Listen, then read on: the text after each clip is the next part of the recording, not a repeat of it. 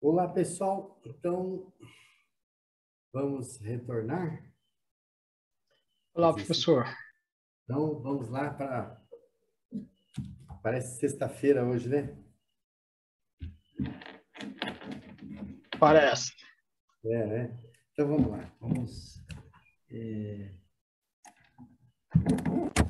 Então, vamos dar início, né, à parte, a segunda parte da aula de hoje, né? E,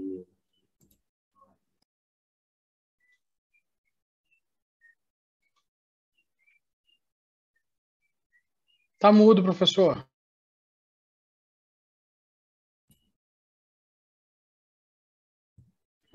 ok, então eu vou compartilhar a tela novamente e voltar aonde nós estávamos.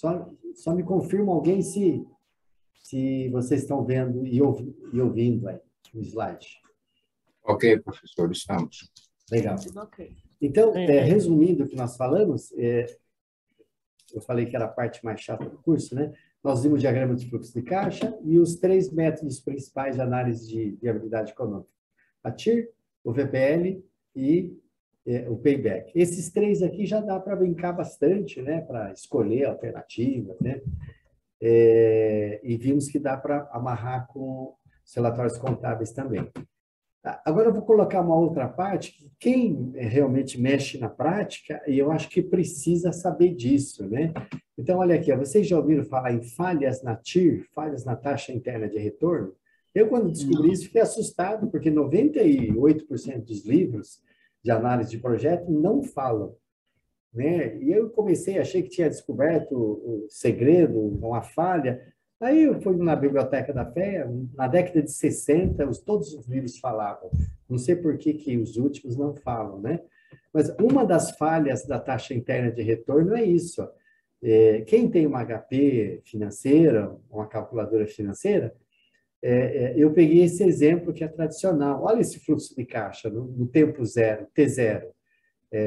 100 negativo, no tempo 1, 230, e no tempo 2, 132 negativo, né?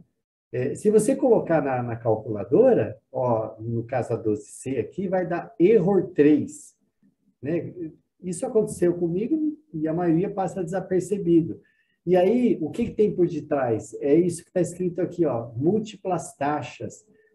Significa o seguinte, pessoal, você calcula a taxa de retorno, dá 10%. Pode ser que tenha uma segunda, ou uma terceira, ou uma quarta, ou quinta, pode ter uma resposta negativa. Então, quem garante que aquela que você está calculando é verdadeira? Então, não vamos entrar em detalhes aqui, mas saibam que existe isso. Está vendo esse desenho que eu fiz aqui enquanto estava no intervalo? Aqui é um eixo X, a tira é onde a curva cruza, né? Então, você vê, ela pode cruzar duas vezes, tá? E no caso aqui, ó, se você olhar esse diagrama de fluxo de caixa, ele tem duas inversões dos sinais, não tem? Ó, era negativo, aí inverteu a primeira vez para positivo e inverteu a segunda para negativo. Então, duas inversões de sinais. Aí tem um cara louco que descobriu que se tem duas inversões, pode ter até duas taxas internas de retorno. Tá bom? Então, tome cuidado com isso. O segundo ponto, esse aqui, eu vou ver se vocês compreendem sozinho, tá? Se vocês estiverem me ouvindo, preste atenção. Eu até perguntei aqui a questão, ó, qual o erro da TIR? Então, olha esse fluxo de caixa. Investe 1.000, 1.000.000, no primeiro período tem um lucro de 700, um caixa de 700, e no segundo um caixa de 600. Ó, bem simplesinho. Aí você calcula a taxa interna de retorno, dá 20%. Tá bom? Então, o que é a taxa interna de retorno? Se você pegar esses 700 e dividir por 1,20, pegar esses 600 e dividir por 1,20 duas vezes, somando tudo dá 1.000, tá bom? Então, o que é a taxa interna de retorno? É a taxa que faz com que os fluxos caminhem no tempo, o valor do dinheiro no tempo, não é isso que a gente escuta falar? Tá? E aí você calcula o VPL também aqui, ó, a mesma coisa, né? Agora eu pergunto, qual o erro, pessoal? Tem um vídeo depois, eu vou perguntar se vocês querem assistir em aula ou não, né? Aí vocês escolhem, né? Em casa, se assistir agora, não liquida. Se assistir em casa, é um compromisso, mas pode ver com calma, né? Quem tem interesse. O erro é o seguinte, pessoal. Quando é flechinha para baixo, é entrada ou saída de dinheiro? A saída. Saída. Saída. Então, esses dois fluxos intermediários são a entrada de dinheiro. É o lucro, é o caixa, se tem a depreciação, não, você discute depois. Mas não é um dinheiro que entrou na empresa, no projeto? Entrou, né? Então, qual é o erro da TIR? Ela pressupõe que todos os valores caminhem no tempo a ela mesma. Não deu uma TIR alta, 20%? Então, se você pegar esses 700 e jogar 20% um período, né, vai dar um valor, se você trazer aqui dá 1.000, se pegar esse 1.000 e jogar para frente dá 1.300, e assim sucessivamente. Agora, olha só, eu vou perguntar para vocês, sobrou 700 milhões no caixa daquele projeto, o que a empresa faz com esse dinheiro que está sobrando lá? E viu que é sobra líquida de investimento, porque se ela quisesse investir, tinha uma flechinha para baixo aqui, certo? Investiu em mais um prédio, uma marca, mas não, é dinheiro que está sobrando. O que ela faz com esse dinheiro? Assim, na pior das hipóteses. Acho que aplica, não? Aplica. No mercado financeiro, de capitais, renda fixa, renda variável, vocês estão craque nisso, né? Existe alguma aplicação no mundo hoje que dá 20% de taxa real ao ano? Existe? Acho que nem no Brasil, né? Nas Ilhas Virgens Britânicas, professor? Só se for lá. Tá bom. Então, se for lá, tudo bem. Então, o erro da TIR, por exemplo, então a regra é o seguinte, quando você calcular um projeto e dá uma TIR assim, de 50%, 80%, tem TIR que dá 200%. Primeira conclusão que você tira, está errado. Está errado. Porque ela pressupõe que todas as sobras de dinheiro, a empresa consegue aplicar, no caso aqui é 20%. No Brasil não consegue, taxa real.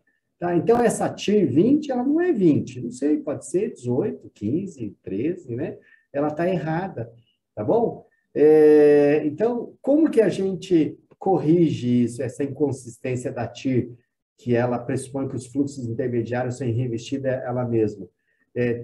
Tem uma taxa interna de retorno, tem um M aqui, ó, de modificada, não sei se todos conhecem. Quem conhece, é sinal que já estudou muito aí, a análise de investimento, né? E como que a gente faz?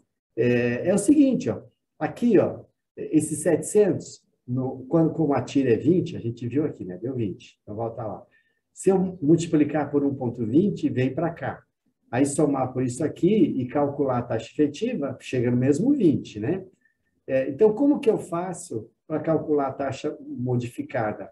Ao invés de eu modifico o diagrama, ao invés de eu reinvestir a própria TIR, eu reinvisto a uma taxa de aplicação razoável. Por exemplo, quanto seria no Brasil hoje ao ano? Sei lá, 4% real, 3%, né? Real não dá mais que isso. No caso aqui, eu estou colocando zero para exemplificar e dá para fazer conta de cabeça. Eu pego 700 e jogo para o futuro a zero, não dá 1.300? Tá? E aí, ó, aqui o 1.000 é PV, o 1.300 é FV, valor futuro, o N é 2, aí eu calculo aqui, ó, pessoal, deu 14. Tá? Então, olha só, a TIR tradicional é 20 e a TIR modificada é 14.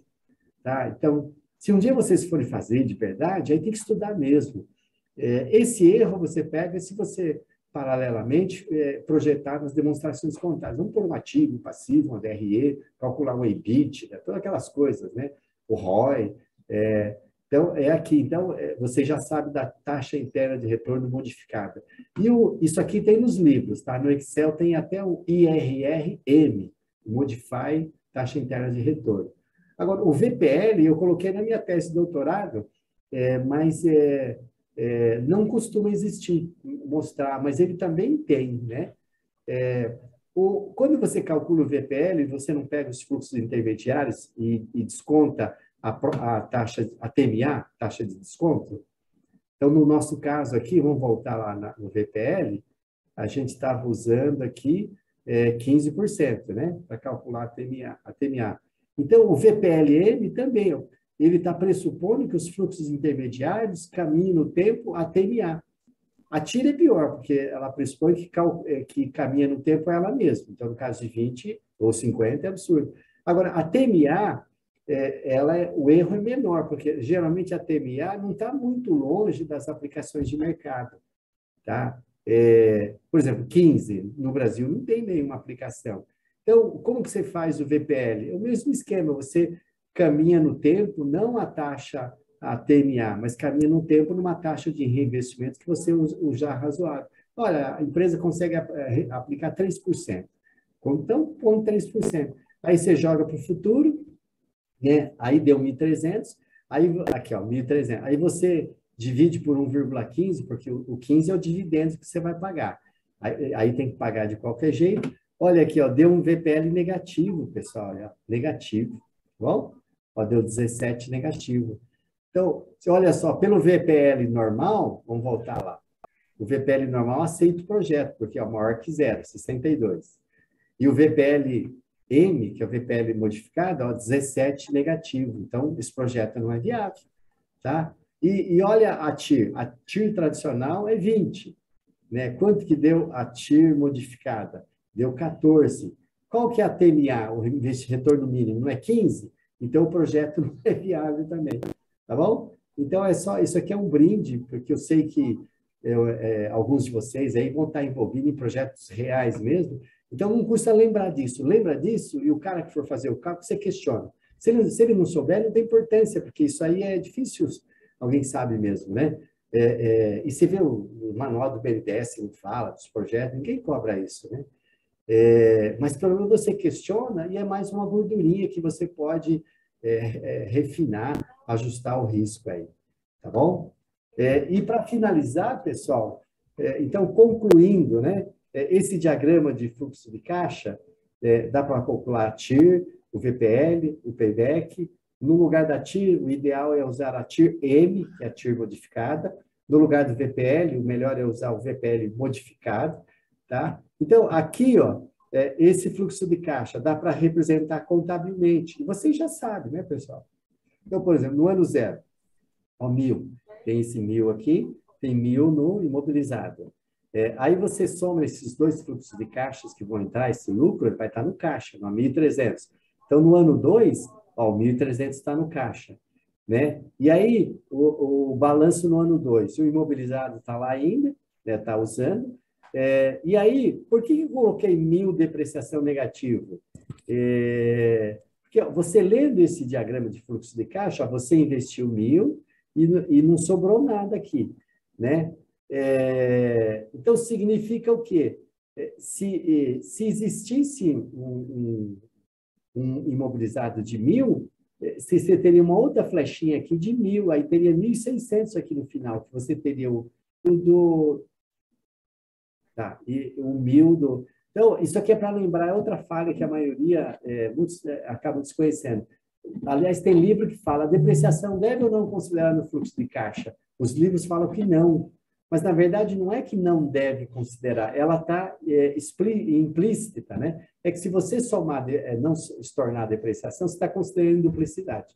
Tá? Então, você montou o balanço, a TMA é 15%, então a gente pode avaliar se é capital próprio ou capital terceiro, isso você já está estudando, né? Você pode ter títulos verdes, né? E a DRE, olha só aqui, você não teve esse 700 mais 600 de fluxo de caixa. Então, esse aqui é o EBITDA, 1.300, a depreciação dá 300, e aí tira a despesa financeira, soma o benefício fiscal, que vocês aprenderam na aula passada, aqui a gente zerou o imposto de renda só para simplificar, dá um lucro de 172. Esse lucro vem para cá e fecha o balanço, tá bom? Então, é claro que essas duas aulas, a de ontem e a de hoje, é muito pouco, o ideal é fazer um curso inteiro só sobre isso com calma, porque o ideal é pôr a mão na massa, calcular para absorver melhor os conceitos, né? Mas a mensagem que eu gostaria que vocês ficassem é assim, quando vocês forem fazer uma análise de investimento, um projeto financeiro, não custa nada fazer o contábil também, tá? E aí, o ROI, ele é a mesma medida, mas não na TIR tradicional, na TIR M, que a TIR é meio falsa, né? Meio falha. E o EVA é o mesmo valor, não do VPL tradicional, do VPLM, tá bom? Quem quiser, tem artigo, tem no vídeo, tem com mais detalhes, vocês podem fazer com calma. E para fixar esses conceitos, um dia vocês têm que pegar um exercício desse e resolver sozinho. O que o professor falou? Está errado? Tem falha? Testa lá, né? E, finalmente, deixa eu ver aqui, isso. O último ponto, não sei se vocês ouviram falar, tem uma pergunta no quiz também, ó. O que é intersecção de Fisher? Nossa, isso aqui é legal, eu descobri por acaso também. Estava aula de matemática financeira há uns 20 anos, aí uma aluna chegou e falou, professor, eu fiz, como que eu faço para ver qual que é a melhor alternativa para renovar o contrato de uma assinatura de revista? E se eu faço pelo VPL da um e eu faço pela TIR da outro? Ele falou, você não teria que dar o mesmo resultado? Eu falei, sim, porque os dois são baseados em método de fluxo de caixa descontado. Eu respondi o que eu li a vida inteira nos livros, né? Aí eu fui lendo aquele livrinho velho lá da FEA, tem um negócio chamado intersecção de Fisher. Então, se você fizer um gráfico, e aqui no eixo X, o valor da TIR, e o eixo Y, o VPL, e vamos supor que você está comparando dois projetos, A e B, qual que é melhor, se só tem dinheiro para um. Quando cruzar, esse ponto é intersecção de Fisher. Então, olha só, por exemplo, ó, depois da intersecção, aqui, por exemplo, qual que é o projeto que tem o maior retorno? É o que está mais alto. No caso aqui é o B, certo? Né? É o B. Agora, se eu usar a intersecção de Fisher, dá na taxa 9. Vamos supor que eu tenho um custo de capital, uma taxa de desconto aqui para baixo, né? Qual que tem a melhor? Agora inverteu, você viu que o melhor é o A? Aqui é o A. Então, antes é o A. E aqui, o depois é o B. Então, isso chama-se intersecção de Fisher. Então, assim, se você fizer uma análise de projeto só com TIR, VPL, fluxo de caixa, tudo bem também, né? Pode usar o VPLM, mas se tiver um erro, dificilmente você pega, ninguém consegue checar. Agora, se você fizer paralelamente um balançozinho contábil, ativo, passivo, patrimônio, DRE, como o ativo tem que bater com o passivo, você vê o todo. Então, a chance de você enxergar coisas que esteja errando é maior, tá bom? E por último, pessoal, deixa eu ver aqui, já ultrapassamos, né? Os segredos da matemática. Eu ia fazer uma dinâmica aqui, mas vamos tocar aqui mais para frente, né? Eu vou ressaltar assim, alguns pontos só. Esse artigo foi publicado na Gazeta Mercantil, nem existe mais, né? Em 1981. Eu tinha 20 anos de idade. E esse foi o meu primeiro curso de matemática financeira, né? Eu aprendi e comecei a dar aula. E aí o Simonsen, né? Ele escreveu aqui, ó. Eu vou ler para vocês. A matemática financeira, cujas noções mais elementares são imprescindíveis a qualquer administrador de empresa, pode derrubar importantes executivos, incorrer em alguns erros pode ser fatal. E na opinião do ex-ministro Mário Henrique Simonsen, são 4 os erros mais comuns. Por que eu estou comentando aqui? Opções de ponteiro, caneta. Então, aqui, ó, são 4, né? 4 os erros. Porque esses erros continuam até hoje, pessoal. Já são 40 anos, né? Primeiro aqui, ó. Primeiro, não saber distinguir juros descontados de juros postecipados. Você viu que eu vi o teste inicial, alguns erraram, que vem a ter taxa de desconto. Uma coisa, você chega para o banco e fala, quanto você cobra? 10%. Tá bom. Uma coisa é pagar 10% no final do mês, que você usou o dinheiro um mês, o justo é pagar no final do mês. E outra coisa, você pagar antecipado. É a mesma coisa o aluguel. Assim, qual seria, teoricamente, o justo? Você usou um mês, você paga um mês. Se você antecipou, digamos assim, financeiramente, a taxa efetiva é mais cara. Então, esse é o primeiro ponto, mas assim, que é comum. O segundo, aqui, ó, o segundo ponto. Usar juros simples quando se deve usar juros compostos. Aqui o brasileiro já tem mais conhecimento. Você pega um americano, por exemplo, ele quer 12% ao ano. Qual é a taxa ao mês? Ele divide por 12. Ele sempre foi feito assim. Aqui não, você sabe que é 1,12 elevado a 1/12 menos 1, que é juros compostos, né? O terceiro aqui, ó, o segundo aqui, né? Aqui juros. O terceiro aqui é confundir. Confundir juros nominais com juros reais.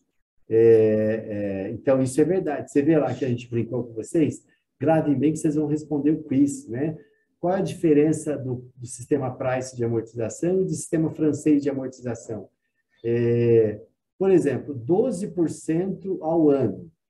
O Price vai cobrar 1%. E 12% ao ano, pelos juros compostos, que é o sistema francês, ele vai pagar 0,9%. Né? Ou no caso do exercício, eu coloquei lá 12,68, né? Só para arredondar.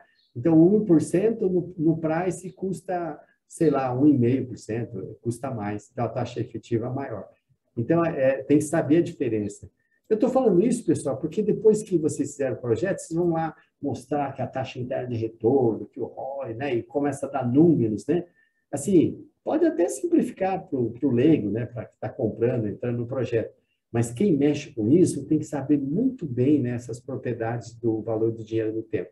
E o mais grave de todos, pessoal, é aqui, ó, reside, inclusive, a habilidade das melhores calculadoras. E é o quê?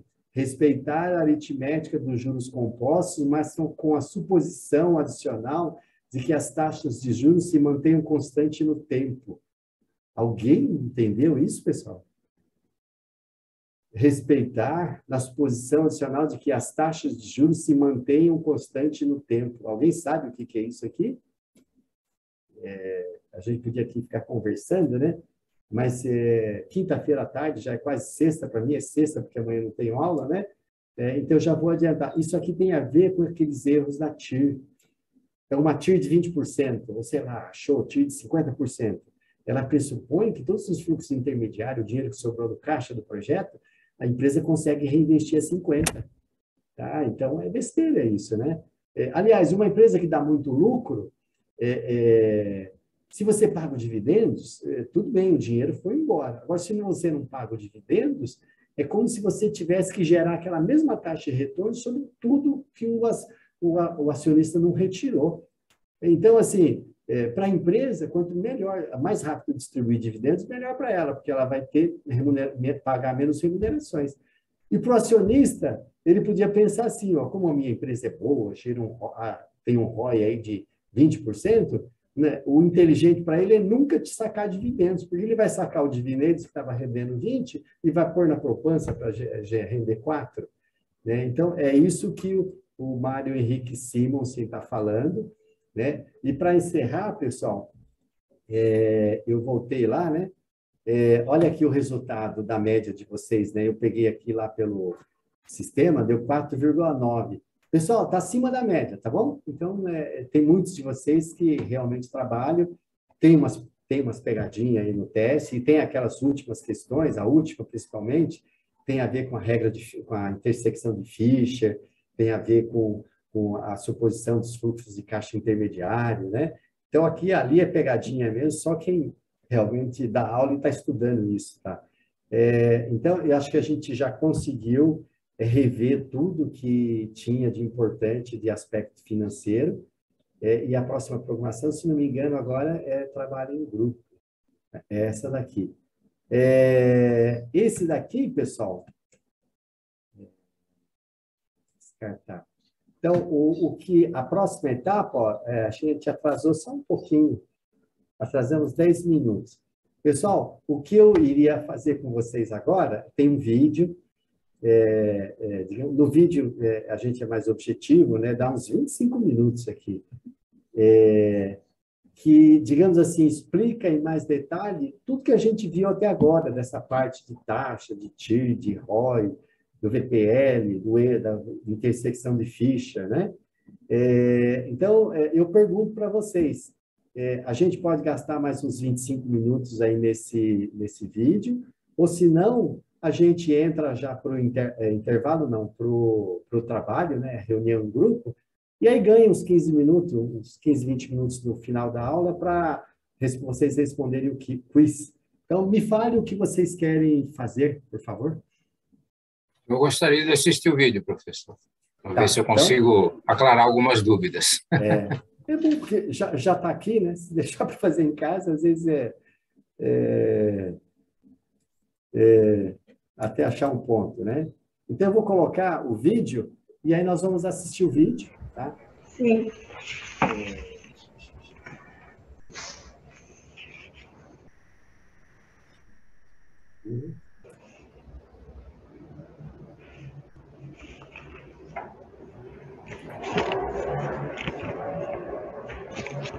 Deixa eu ver, será que eu errei?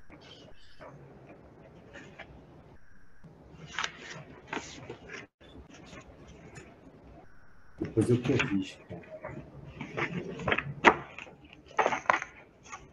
E eu tenho que compartilhar a tela, né?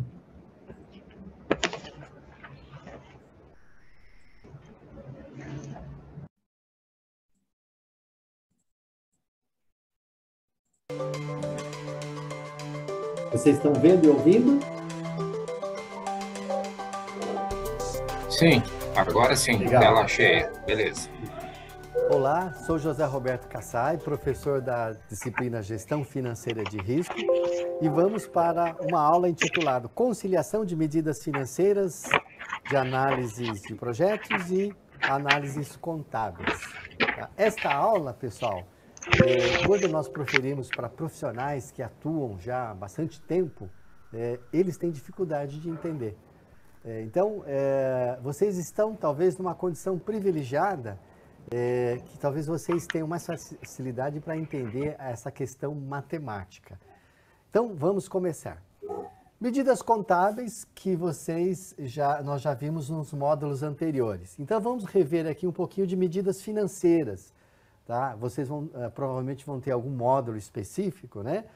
Nós temos um diagrama de fluxo de caixa, a linha horizontal e a linha do tempo. Então, hoje é tempo 0, amanhã, o ano que vem, o mês que vem é tempo 1, 2 e assim sucessivamente.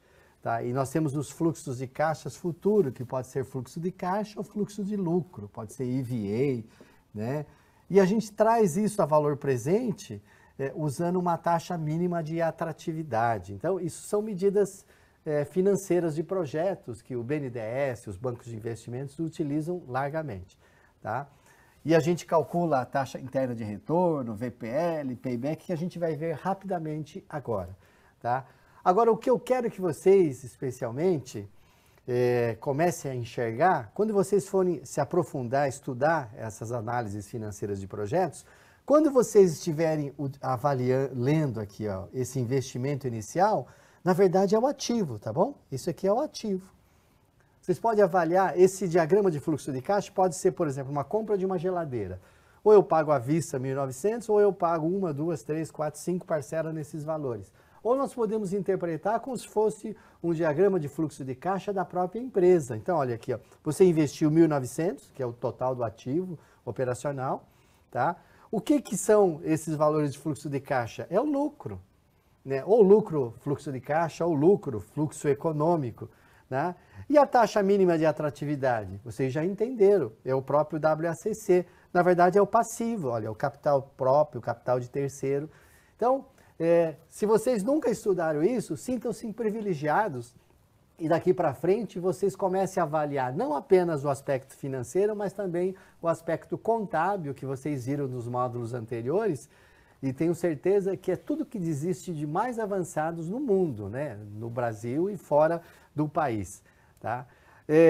E análises contábeis, vocês já viram lá o ROI, a taxa de retorno, o custo de capital, o EVA, etc, etc. Então, procurem sempre, a partir de agora, enxergar os dois lados da moeda. Tá? Como que a gente avalia a viabilidade econômica de um projeto? Quando a gente vai obter um empréstimo, né, um financiamento de longo prazo.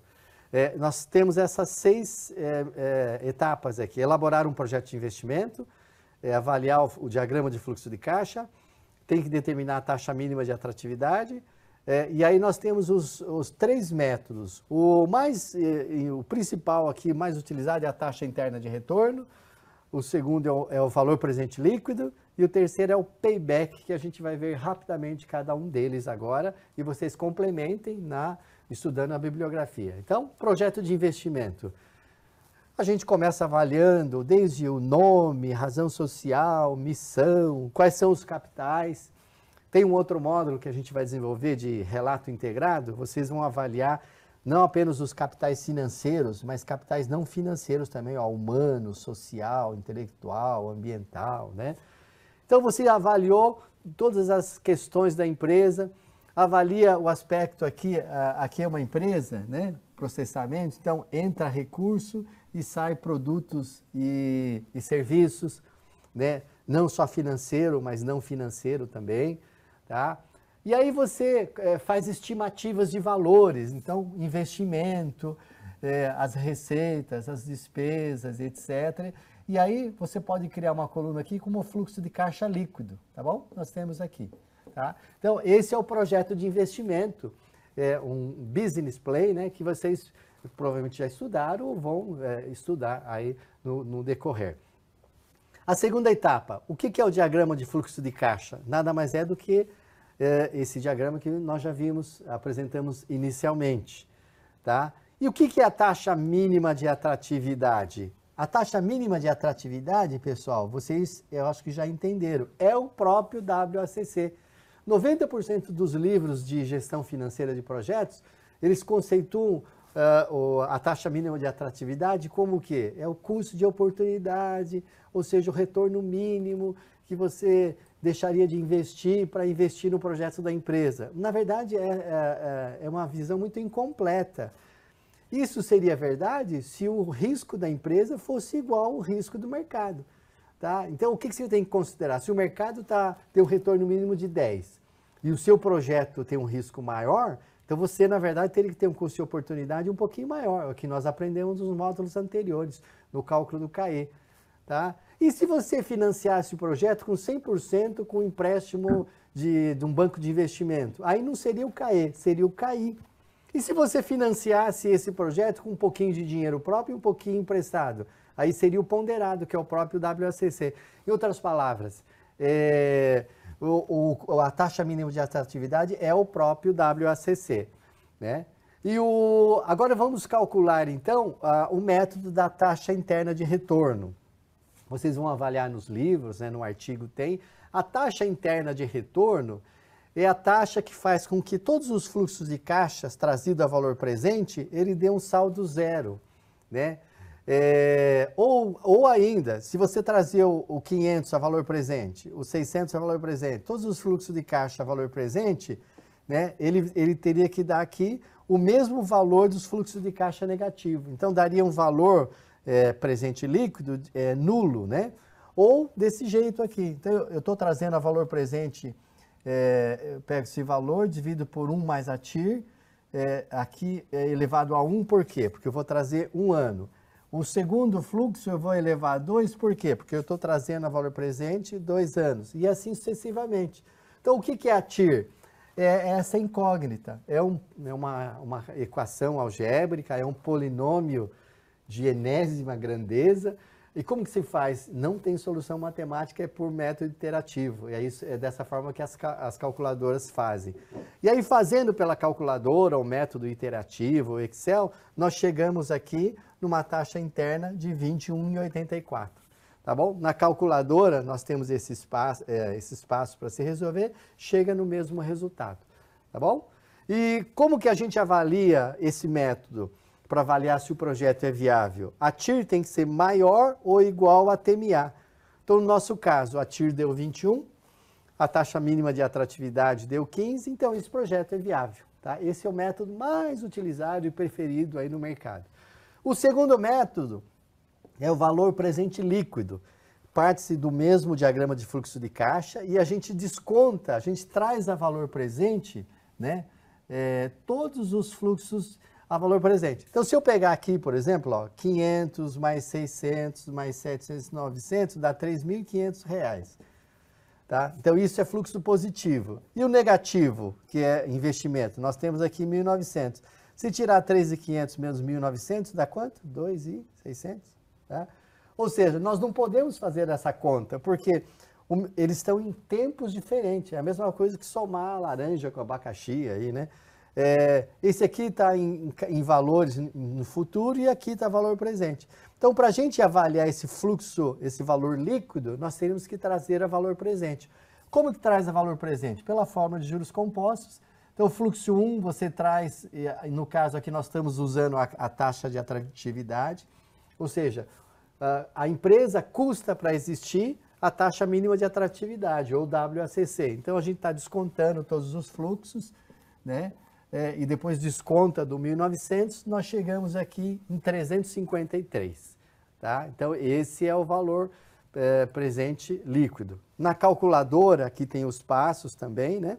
É só colocar a taxa no I e chama na calculadora em inglês aqui NPV, né? O net valor presente.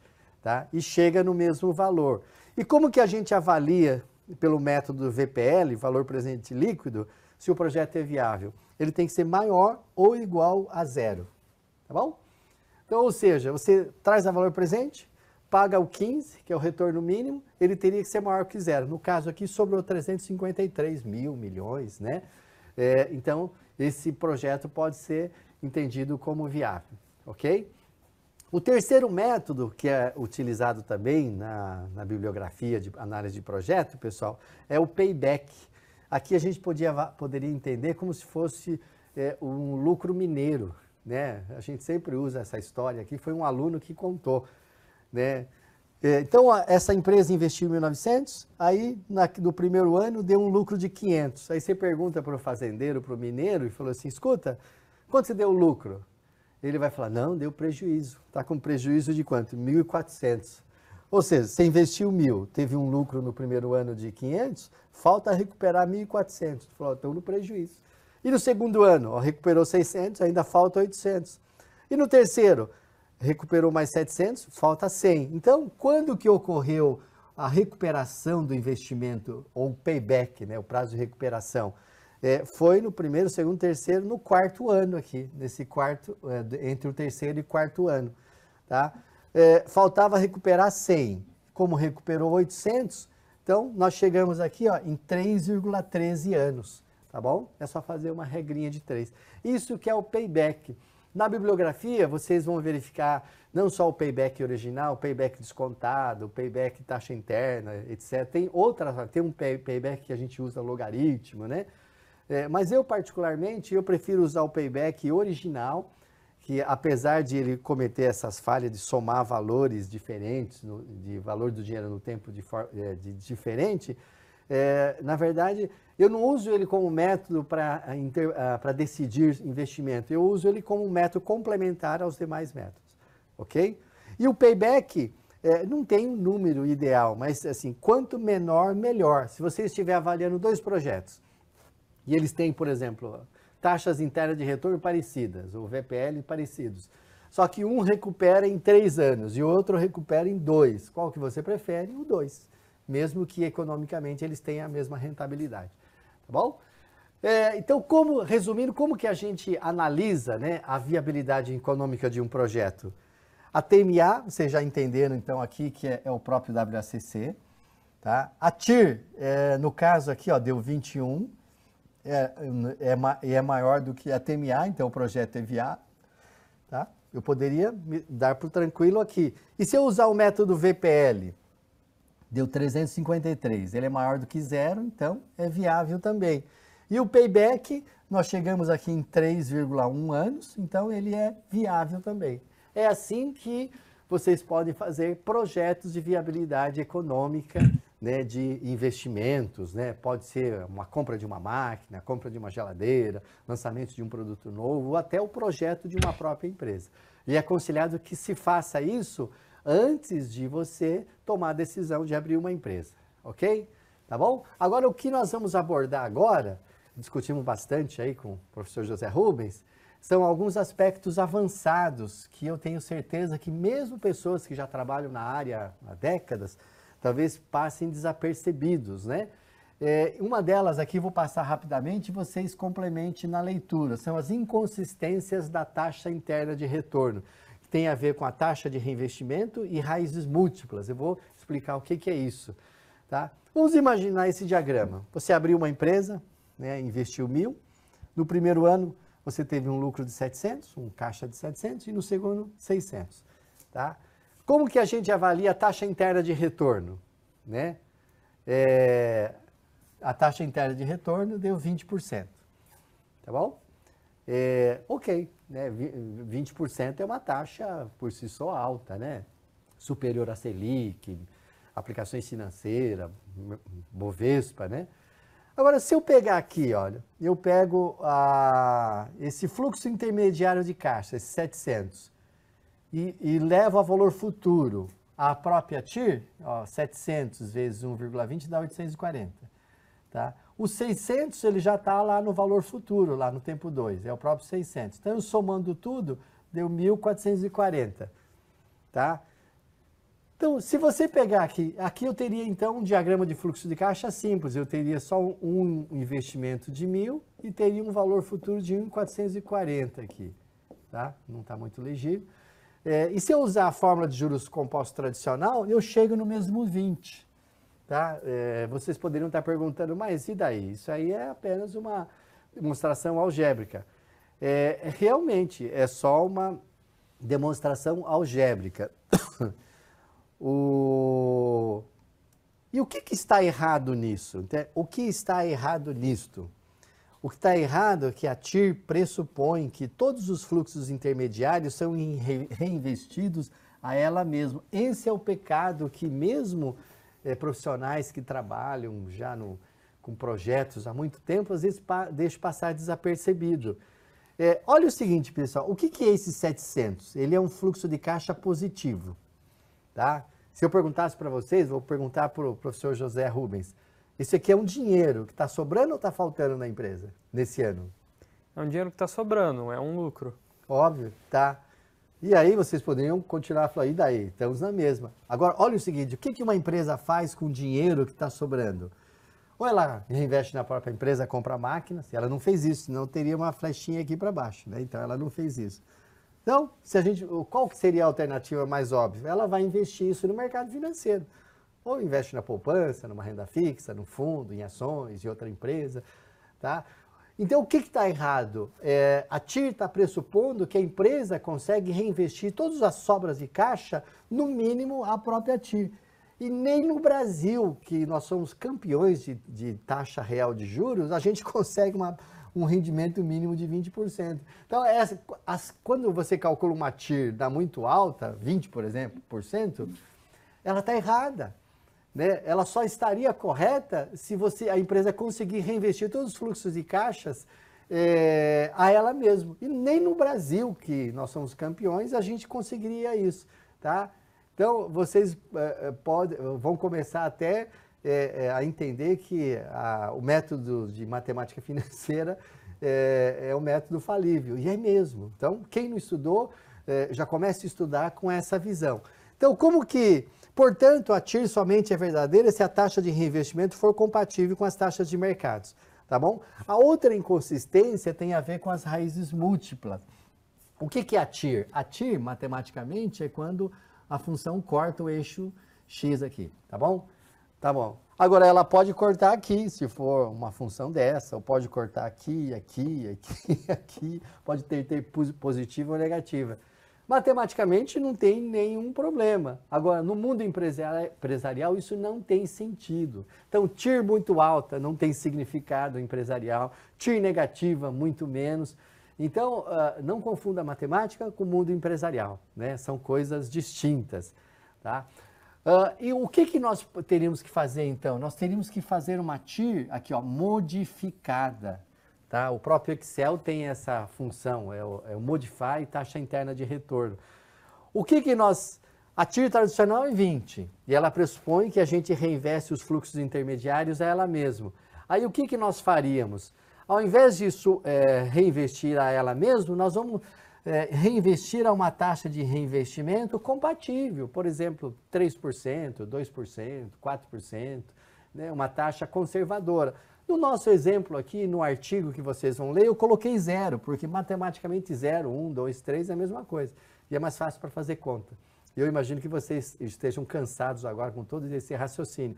Então, vamos reinvestir a 0. Então, quando a gente reinveste a 0, esses 700 e os 600, no valor futuro está 1.300. Aí, deu 1.300. Aí, a gente calcula a taxa efetiva pela fórmula padrão de juros compostos, valor futuro igual ao valor presente, que multiplica 1 mais i elevado a 2, nós chegamos aqui, ó, numa outra taxa interna de retorno de 14. Então, olha só, qual que é a TIR tradicional? 20. E qual que é a TIR modificada? 14. Não fui eu que inventei, isso existe aí há, sei lá, 100 anos, né? Mas 99% dos livros de análise de projetos ainda falam da TIR. Então, vocês daqui para frente comecem a dar uma atenção especial para esse aspecto também, tá? E o VPL, pessoal, ele também possui o mesmo erro. Ele pressupõe que os fluxos intermediários de caixa são reinvestidos, só que como o VPL usa a taxa mínima de atratividade, ele pressupõe que todos os fluxos são reinvestidos pela taxa de atratividade, né? Então, como que nós faríamos para corrigir isso? A gente faz a mesma coisa, reinveste por uma taxa de reinvestimento razoável, aqui nós estamos imaginando 0, né? E refaz o cálculo. Olha só, aí nós chegamos num VPL, o tradicional chegou aqui em 62, o VPL modificado negativo. Então, olha só, o VPL tradicional é positivo e o VPL é negativo. Então, tome cuidado com esses aspectos quando os tiverem. Como que vocês enxergam isso facilmente? Quando começam a entender aspectos de contabilidade. Então, esse projeto, esse simples, é viável? Pela análise tradicional, sim. Agora, considerando a TIR modificada e o VPL no modificado, não. Tá? E para fechar essa parte, vamos falar mais alguns minutinhos, como que vocês podem ter esse entendimento, e é o que nós preparamos nesse curso todo, né? E vocês vão ler o artigo Conciliação da TIR com o ROI, acho que nós pedimos no módulo anterior, espero que vocês, quem não leu, leia, né? Conciliar as medidas financeiras com as medidas contábeis, tá? O que é a medida financeira que nós acabamos de avaliar com vocês? Medida contábil, vocês aprenderam nos módulos anteriores, ó, tem o balanço, etc, né? Calcula a taxa interna de retorno, VPL, avalia, e aí vocês calculam o quê? O ROI, o EVA e o WACC. Como que nós poderíamos conciliar? Não bateu nada com nada. Olha, aqui a TIR deu 21, o ROI 14. Não bateu. O VPL 62, lá menos 23. Só bateu aqui a TMA 15 com o WACC 15. Só que quando nós calculamos essa parte que nós mostramos anteriormente, que é a parte ajustada, olha só, a TIR modificada bateu com o ROI. Você viu, ó, 14, 14. Tá? Bateu. O único que não bateu foi o EVA. Por que não bateu, José Rubens? Ou vocês que estão aí pensando, né? Aqui deu bonitinho, ó, 14, 14, e aqui o EVA deu menos 23, e aqui menos 17. Por que não bateu? É isso que eu quero que vocês reflitam. E a resposta está no... Me lembro da resposta. O EVA, ele foi calculado lá no valor futuro. Quando você desconta ele a valor presente, ele bate com o VPL modificado. Então, esse 23 está valor futuro. Quando você traz a valor presente, aqui nós estamos trazendo aqui, ó, 1, 2, né, é o mesmo 17. Então, esse 23, ele tem o mesmo valor dos 17, só que aqui está valor presente e aqui está valor futuro. Tá? Então, vocês se deliciem com esse artigo que nós preparamos, aliás, foi minha tese de doutorado, né, com bastante carinho, e eu tenho certeza que daqui para frente vocês nunca mais vão fazer uma análise de projeto de forma irresponsável. Tá? Só passando rapidamente, observe isso também, que é outra coisa que as pessoas não avaliam. Olha que interessante aqui, nós chamamos isso de intersecção de Fisher. Nós temos aqui o projeto A e temos o projeto B. Tá? Se você usar o método VPL, qual que é o projeto que é mais rentável, se estiver comparando? É esse aqui, o A, porque tem um VPL maior. Agora, se você usar o método da taxa interna de retorno, quem que é o mais rentável? É o B. Né? Isso pode acontecer? Pode, pessoal.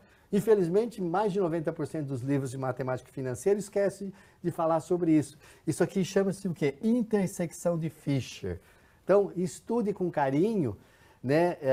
E para tomada para analisar um projeto, vocês teriam que ter condições de entender assim profundamente essas questões matemáticas, tá bom?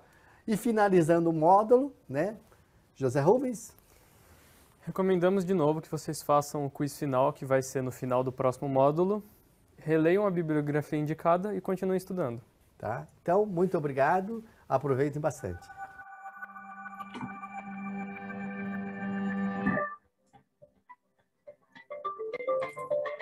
Então, pessoal, a aula é melhor ao vivo ou no vídeo?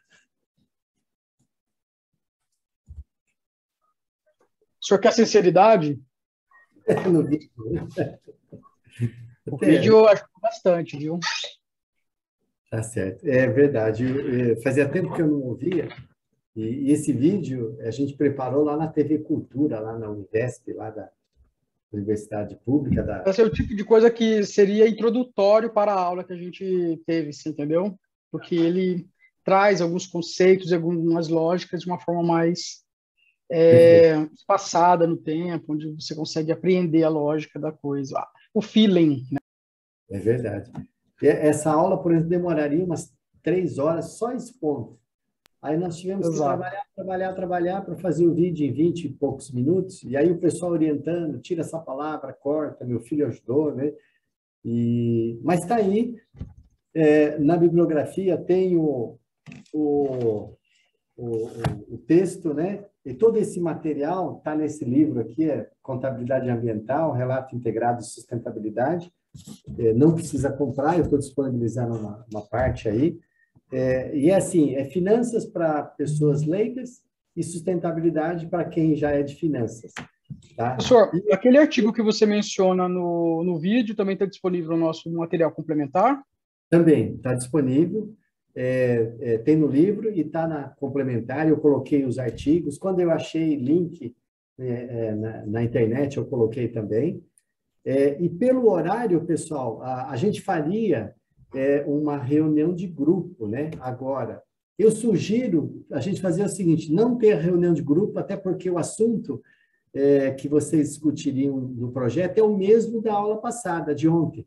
Ontem vocês discutiram pela contabilidade, hoje finanças, e o objetivo das duas aulas foi mostrar que as duas são a mesma coisa. Os dois têm que dar o mesmo resultado. Na próxima aula a gente já vai entrar em outros aspectos aí mais ambientais, né? Então eu sugiro, eu falo mais 2, 3 minutinhos aqui, aí eu libero vocês para fazer o quiz final. O que vocês acham? Eu topo. Legal. Então, se você... Professor, Pois não. Eu fiquei com uma dúvida aqui. Essa parte ambiental entraria só num financiamento mais barato, por exemplo? Não. Deixa eu pegar aqui o material da aula 1. Mas sobre os cálculos da aula de hoje, a parte ambiental não é considerada ainda, né? Não.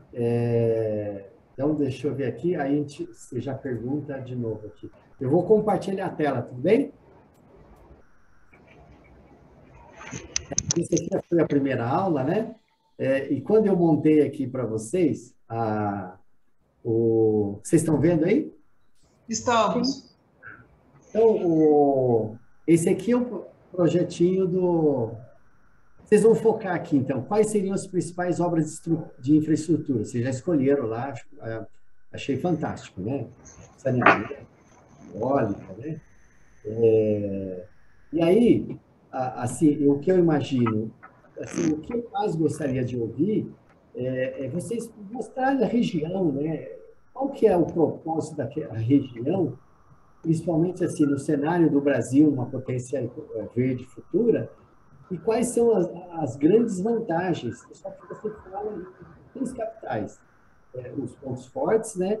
E quais seriam os principais desafios? Então, por exemplo, energia eólica, com certeza, é um deles, né? Para todos. Saneamento para todo o Brasil, né? E, se vocês quiserem, no ano financeiro, coloque algumas estatísticas, vocês têm acesso aí no governo, né? do Estado. Então, a população, expectativa. Imagine isso, olha, eu quero transformar aquela região no melhor lugar para se viver do mundo. E o Brasil tem condições, né? Ressalvado algumas dificuldades que nós temos, mas nós temos o meio ambiente, etc. Então, assim, a primeira parte e aí você define bem o projeto. E aí vocês vão definir aqui a descrição do projeto, a vida útil, a estimativa de valor, que vocês já estão chegando, né? O objetivo da aula de hoje era chegar num valor. As formas de financiamento, cada um já mostrou mais ou menos, né? A maioria vai usar mais capital de terceiro para fazer a alavancagem. E aí, ó, quando eu coloquei ROI, depois dessa terceira aula, vocês já têm noção do que é viável, né? Você tem que, um projeto tem que, o valor tem que ser maior do que custa. Né? Você tem que mostrar. E esse é o quadro principal que eu pediria para que vocês começassem a focar na próxima aula. Então, aqui, investimento. Você vai ter investimento, um projeto, a estrutura de capital, né? Hipoteticamente, aqui, quanto vocês vão investir. Pode chutar aqui os valores, né? Aí, quanto custa? Esse aqui custa, sei lá, Selic, aqui é subsidiado, porque tem uma economia de 30%. Esse aqui são títulos, né? Pode receber subsídio do governo, subsídio da ONU, subsídio de outros países, né? Invente alguma coisa, mesmo que não tenha hoje no Brasil, imagine nas possibilidades. Né? E aí você vai demonstrar, olha, esse meu projeto, a gente está imaginando aí uma receita de tanto, um imposto, custo, um lucro de X. Aí você calcula o ROI. Hoje, no final de agora, né? Todo mundo já sabe o que é ROI. É a própria taxa interna de retorno, só que não a tradicional, a múltipla, né? Não precisa ficar dando aula para os outros que é múltipla, né? É ativo verdadeiro. E o custo de capital? Olha, aqui o capital próprio que é o mais caro, porque envolve risco, mas a gente alavancou aqui o capital de terceiro com subsídio, conseguimos baixar para 7%. Olha, então, o projeto é viável. Então, a primeira mensagem, assim, é mostrar essa parte de finanças sustentáveis. E quando a gente fala em sustentável, por exemplo, como que mede, não sei se é essa a pergunta sua, como que mede os capitais não financeiros? Na verdade, nem tudo dá para medir precisamente. Então, vocês vão colocando aqui as informações qualitativas e no capital intelectual você pode tentar mostrar quanto vale. No da Amazônia, por exemplo, na região norte, eu já tenho uma ideia, né? Aquele balanço contábil das nações. Você pega o PIB da região, soma mais 2 trilhões, no mínimo, é o quanto vale a Amazônia. Né? Descendo ali no Nordeste, falta água, mas tem isso, tem aquilo. Então, tente avaliar de alguma forma o potencial econômico. E hoje a gente avalia por PIB, né? Mas já pense, imagine que lá no final do século a gente vai ter outra unidade de PIB verde. Então, enxergue o Brasil nesse aspecto. Então, assim, na parte financeira, esse quadro aqui que a gente apresenta na primeira aula. Eu acredito que a visão que vocês têm agora é melhor. E aí pode conversar comigo nas próximas reuniões do grupo. Eu vou entrar em todas as salas, se tiver dúvida, eu ajudo, né? Não vai precisar fazer conta, mas a gente vai mostrar coerência. E trabalhe bastante nesses aspectos, né? Para mostrar que a gente mostra o que tem de bom na região. E vocês que têm essa visão aí, privilegiada, acho que melhor do que a do cidadão aqui fora, né? Então, no nosso caso, por exemplo, que a nossa ideia é fazer produção de hidrogênio verde, né? Seria o potencial sustentável, seria o potencial do Brasil, que a gente pegou do Grupo Brasil, de produção de hidrogênio verde. Certo. Minha sugestão já faz o cálculo de compensação, mais ou menos, né? Quanto que isso vai evitar de emissões, né, em megatonelada de carbono? Já tem o valor lá, o custo de captura, avalia de alguma forma. Fala, nós temos aqui mais tantos bilhões que vai gerar de economia. Então, coloca isso também. Então, a questão de valoração é assim, muita gente tem a ilusão de que dá para medir tudo de facilidade, mas na verdade não é isso, né? Se estiver faltando água no mundo, a água vai extrapolar. Por exemplo, a gente no Brasil ainda não tem um mercado de carbono, né? Que nem tem a Bolsa de Valores. Então, eu acho que se a gente informasse como carbono, daria para ter uma ideia com o que tem no mercado europeu. Pega a bolsa do mercado europeu, usa o valor de lá. Na época, a gente avaliou $45 a tonelada de carbono, né? Pega numa das bolsas aí, estima um valor, né? E com certeza está todo mundo fazendo isso, né? E, assim, eu estou mais ansioso do que vocês para ver o resultado. Eu tenho certeza que vocês, melhor do que ninguém, podem mostrar muitas coisas desse nosso Brasil aí. E a gente vai ter a oportunidade de ver as 5 regiões e o Brasil como um todo. Tá? Mais alguma pergunta? Fala, uma pergunta, professor. Mário, fala. Nesse material que o senhor acabou de mostrar, no slide 8, tem ali o cálculo do... Pode falando. No slide 8, tem aquele cálculo do ROI e do RROI, né? Certo. Ele mostra ali a taxa interna de retorno do projeto, o WACC.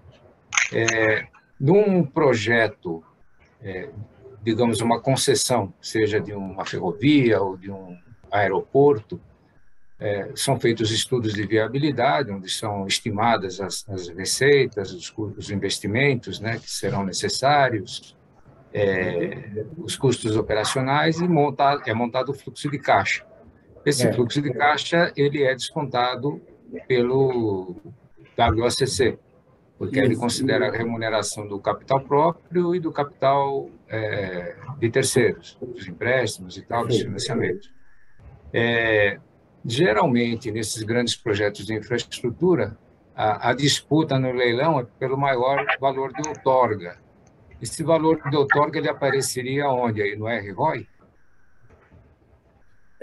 Me explica direito, o valor da outorga é a concessão.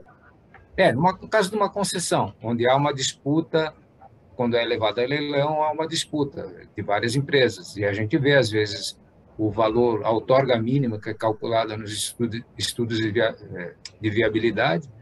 Quando acontece o leilão, chegam a oferecer o dobro. O vencedor, às vezes, oferece o dobro do valor da outorga mínima. Certo. Ele faz os seus próprios cálculos, né? Então, eu entendi assim, veja se eu estou errado. Você está buscando o recurso, né? Então, depois que fechar todo o processo, aí você vai colocar os valores reais. E, obviamente, tudo aquilo que entrou a mais, ele entra no patrimônio líquido como um ganho, é um goodwill a mais ou a menos. Né? Mas eu estou falando quando o projeto é levado a leilão. Há uma disputa por aquele ativo, né? Por aquela concessão. Certo. Aí, cada participante do leilão ele faz seus próprios estudos. Ele estima as receitas do projeto, ele estima os investimentos necessários, estima os custos operacionais e tem seu fluxo de caixa.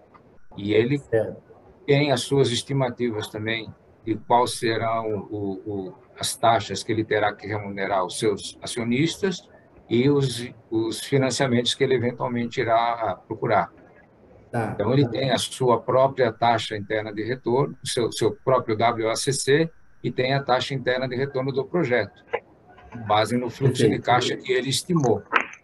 Então, para a disputa que ocorre no leilão, onde ele tem que procurar oferecer a maior outorga do que os concorrentes, ele calcula isso utilizando o RROI?